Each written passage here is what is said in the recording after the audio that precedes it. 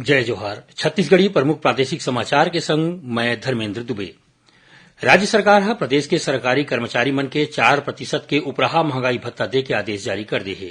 अब ए कर्मचारी मन ला 1 जुलाई ले 42% महंगाई भत्ता मिलही। प्रदेश में अवैया विधानसभा चुनाई ला देखत आज ले एकीकृत मतदाता सूची के प्रारंभिक प्रकाशन के विशेष संक्षिप्त पुनरीक्षण के काम शुरू हो गए हे। मुख्यमंत्री हा आज रायपुर ले वीडियो कॉन्फ्रेंसिंग के माध्यम ले 7 जिला मन के 35,000 ले ज्यादा चिटफंड कंपनी के पीड़ित निवेशक मन ला 4 करोड़ 13 लाख रुपया ले ज्यादा के पैसा लहुटइन।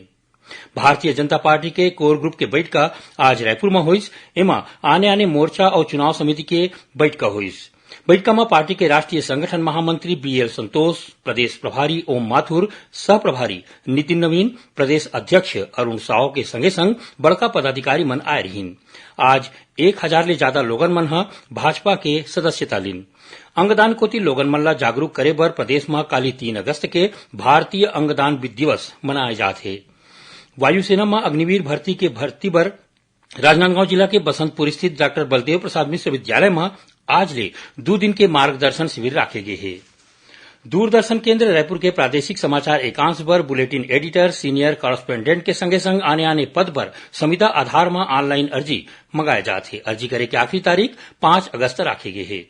सिडनी में चलत ऑस्ट्रेलियाई ओपन बैडमिंटन टूर्नामेंट में छत्तीसगढ़ के बैडमिंटन खिलाड़ी आकर्षि कश्यप विश्व के 34वां रैंक के खिलाड़ी मलेशिया के गो जिन वेई ला हरा दे है।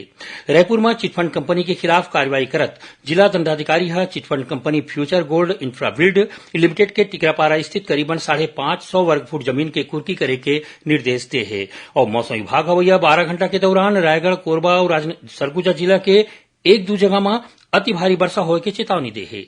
ये रही सब तक के प्रमुख प्रादेशिक समाचार। जय जोहार।